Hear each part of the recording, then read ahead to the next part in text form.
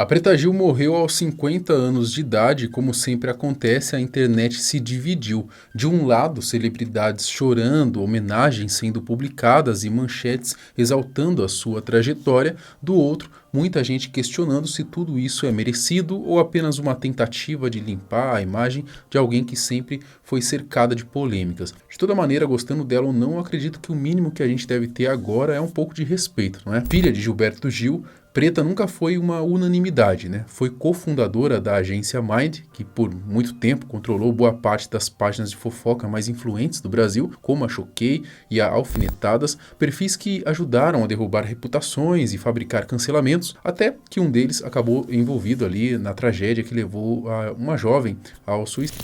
Bom, ela também se envolveu em brigas públicas, como quando Bolsonaro respondeu uma pergunta dela no CQC, né, com uma frase considerada racista, e acabou até mesmo sendo condenado na justiça, né? Enfim, nesse vídeo a gente vai contar tudo, né? A trajetória dela, as polêmicas, o câncer e a comoção com a sua morte.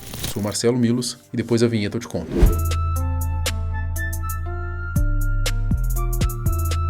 No último dia 20 de julho de 2025, ontem, né, morreu aos 50 anos a cantora, empresária e influenciadora Preta Gil. O falecimento aconteceu em Nova York, nos Estados Unidos, após uma longa luta contra um câncer no intestino, que teve início em 2023 e passou-lhe por altos e baixos ao longo aí dos últimos anos. Mas antes de qualquer julgamento, seja para aplaudir ou para criticar, é importante a gente entender quem foi a Preta Gil, né, e por que a sua trajetória, gostando dela ou não, teve um peso relevante na cultura brasileira das últimas décadas, né? Preta Maria Gadelha Gil Moreira, ela nasceu no Rio de Janeiro, no dia 8 de agosto de 1974, filha de Gilberto Gil, um dos nomes aí mais importantes da música brasileira, e da empresária aí Sandra Gadelha. Desde pequena ela viveu num ambiente de arte e música, rodeada por ícones como Gal Costa, Caetano Veloso, Maria Bethânia e, claro, né, o seu pai. Mas, ao contrário do que muitos imaginavam, né, ela não se limitou a seguir os passos musicais do pai. Ela escolheu construir a própria imagem pública, né, com uma personalidade forte, polêmica e sem medo de exposição. A sua carreira artística começou oficialmente em 2003 com o lançamento do álbum Preta Porter, um trabalho com um apelo pop, letras ousadas e bastante voltado ali para sua imagem. E aqui já começa, né, um dos pontos que marcaram sua trajetória, né, o uso constante da própria figura pública como forma de comunicação, né, o corpo, o discurso, a sexualidade, tudo era colocado em cena, né, sem filtros. Ao longo dos anos ela lançou novos discos como Preta, Sou Como Sou, Todas as Cores e se consolidou também como figura marcante no carnaval de rua, né, com o famoso Bloco da Preta, que reunia milhares de pessoas nas ruas do Rio de Janeiro. Mas apesar da presença forte na mídia, Preta Gil nunca foi unanimidade, né? Uma parte do público sempre viu ela com uma desconfiança, né, o destaque que ela tinha, principalmente por causa do sobrenome Gil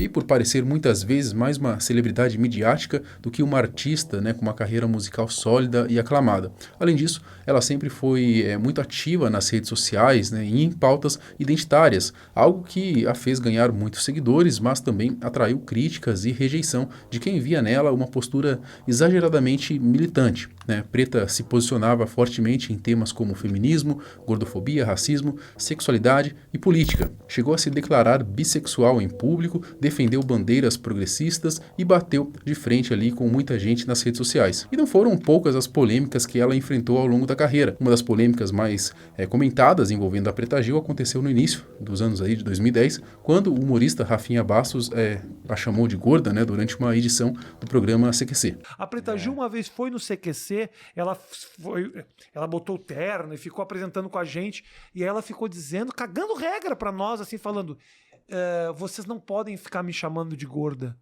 Eu sou a única que posso me chamar de gorda, ela disse. E nós falamos, eu falei, oi? Não, eu falei, desculpa, Preta Gil, não é assim que funciona, o mundo não é assim. Você não controla o mundo, você é gorda. Você não controla o mundo, tá tudo bem, leva na boa. Se você levar essas coisas na esportiva e na boa, você só vai ganhar com isso. No momento que você ficar putinha, acabou. Outra polêmica aconteceu quando o Rafinha também fez uma piada com ela no Twitter. A cantora se irritou com o humorista no Twitter, né, ao dizer que iria à nutricionista e ao cabeleireiro, né? O Rafinha retuitou a mensagem e escreveu em seguida: esperança, a gente vê por aqui.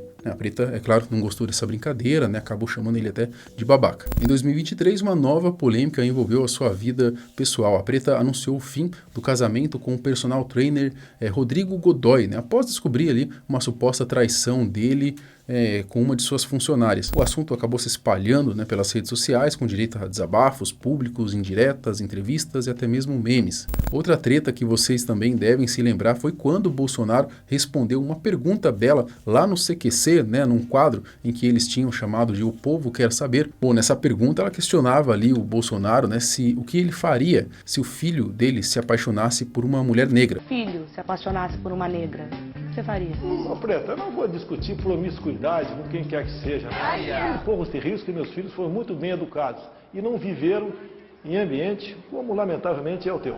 Só que ficou meio claro ali que o Bolsonaro não tinha entendido a pergunta, né? Porque ele fala ali de promiscuidade, fala do ambiente, né, que ela convive, mas é claro, né, que a fala dele deu o que gerou muito comentário nas redes sociais, né, acabou virando um dos assuntos, um dos trend topics na época ali no Twitter. Depois o Bolsonaro deu uma entrevista dizendo que ele entendeu errado a pergunta, né, ao que parece o Bolsonaro entendeu a pergunta como se o que ele faria se algum filho dele quisesse namorar com ela ou alguém ali como ela, né? E aí por isso ele acabou dando essa resposta, né? Enfim, isso deu uma maior treta na época também. Tanto que ele acabou sendo processado, acredito que ainda foi condenado pelo TJ, né? Por conta ali de racismo, né? Enfim, cara, foi um negócio bem polêmico. Naquela época, né? O Bolsonaro do Velho Testamento e ficava falando um monte de coisa que vinha na cabeça ali sem nem pensar. Por um lado, né? Uma galera considerando a fala dele racista, por outro lado, uma galera defendendo, dizendo que de fato foi o que ele disse, né? Ele não tinha entendido a pergunta ali e ele respondeu de uma maneira ali não se referindo à cor de pele dela, né? Bom, de toda maneira, se você lembra dessa treta, comenta aqui embaixo o que você acha que aconteceu, né? Bom, apesar das polêmicas, ela também teve ali o seu lado empreendedora, se a gente pode dizer assim, né? Ela foi uma das fundadoras da Mind, né? A Mind8, uma das maiores agências de marketing de influência do Brasil, né? Responsável por gerenciar a carreira de artistas, influenciadores, grandes campanhas publicitárias também, diversas páginas de fofoca no Instagram, né? E sim, né, essa mesma Mind aí que você tá pensando, tá? Essa que cuidava aí, como eu falei, de páginas como a Choquei, por exemplo, né? E foi, inclusive, uma das vítimas, que a gente pode dizer assim, foi duramente criticada pelo Daniel Penin em um vídeo que ele fez lá expondo tudo sobre essa agência, né? E como ela manipulava ali as narrativas dependendo de quem ela quisesse cancelar ou não, né? No dia 23, um dia depois, a Jéssica Vitória se suicidou. Ela não chegou nem a passar o Natal com a mãe dela. Porque se eles tivessem parado, capaz que a minha filha hoje estava aqui, sabe? 30 páginas de fofoca postando ao mesmo tempo. Por que postaram todos no mesmo dia, ao mesmo tempo? A Mind recebe pra criar as coisas. Mas agora voltamos ao ponto mais marcante aí dos últimos anos da sua vida, né? O câncer. A luta contra o câncer. Em janeiro de 2023, a Preta Gil revelou publicamente que havia sido diagnosticada com câncer coloretal. Ela passou por quimioterapia, cirurgia, teve ali complicações como sepse, pneumonia e pancreatite. Ainda em 2023, ela precisou colocar uma bolsa de ileostomia, né, após a retirada de uma parte do intestino. O tratamento foi longo e desgastante, né, mas ela seguiu presente nas redes ali, atualizando os fãs, compartilhando reflexões e, é claro, né, combatendo algumas fake news e comentários maldosos sobre o seu estado de saúde. Eu tô bem, eu tô com a cabeça boa, eu tô muito melhor do que eu tava quando eu comecei meu tratamento em 2023. Eu sou uma outra Preta de 2024, cheia de vontade de viver, com muita energia, com muito amor, cercada de amor por Deus, meus orixás, minhas santinhas. Então eu tô realmente melhor. Uma das fake news, inclusive, que rolava era que ela teria debochado da facada que o Bolsonaro tomou. E também tem uma outra fake news, se não me falha a memória dela, que ela teria debochado da bolsa do que o Bolsonaro precisou, né? Aquela bolsa de ileostomia, né? Também, que ele precisou usar depois da facada. E aí ela acabou tendo que usar depois, então a galera ficava falando que ela tinha debochado, e aí meio que isso era um castigo, mas enfim, tudo isso daí também não passa de fake news, tá? Ela não tem nenhum vídeo dela, nada dela, nenhum comentário dela debochando a respeito disso. Bom, em agosto de 2024, o câncer voltou aí de forma mais agressiva, né, com metástases. Ela passou por uma cirurgia de 18 horas e já em 2025 optou por buscar um tratamento experimental lá nos Estados Unidos, né, entre clínicas ali como o Virginia Cancer Institute e o Memorial Sloan Kettering. Mesmo debilitada, né, ela não deixou de manter a sua imagem ativa, dar declarações públicas, mostrando a batalha que enfrentava com um misto de coragem e exposição, né, algo que sempre dividiu opiniões. Até que em 20 de julho de 2025, né, mais precisamente aí, ontem, veio a notícia do falecimento dela. Né? A confirmação veio por meio de sua equipe e de familiares. A repercussão foi imediata. Jornais, portais, artistas e influenciadores prestaram homenagens. Né? Figuras como Ivete Sangalo, Carolina Dickmann, Sabrina Sato se manifestaram ali com mensagens emocionadas. O seu pai, o Gilberto Gil, ele postou uma nota de falecimento avisando seus seguidores sobre a morte da filha lá no Instagram dele. Mas é claro, né, que nem todos os comentários foram de reverência. Né? Nas redes sociais houve também muitas críticas, ironias e desabafos de pessoas que nunca se identificaram com a postura da artista. Né? Alguns usuários chegaram a levantar a discussão sobre como a fama dela muitas vezes teria sido forçada pela imprensa, enquanto outros relembraram que, apesar das polêmicas, a Preta sempre esteve disposta a botar a cara, né? Falar o que pensava, né? E bancar as consequências disso.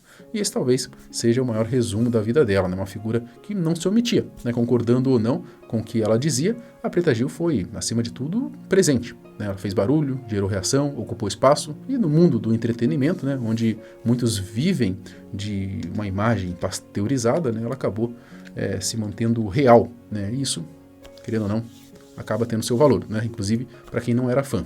Bom, comenta aqui o que você pensa sobre a Preta Gil. Enfim, eu peço pelo um mínimo de respeito aqui nos comentários, né? Porque afinal de contas a gente está falando da morte de uma pessoa, né? Então eu não acho que cabe aqui nenhum tipo de comentário maldoso, né? Vamos então ter um pouquinho de bom senso, tá? Lembrando que a gente tem vídeo todos os dias aqui no canal. Até o próximo. Tchau.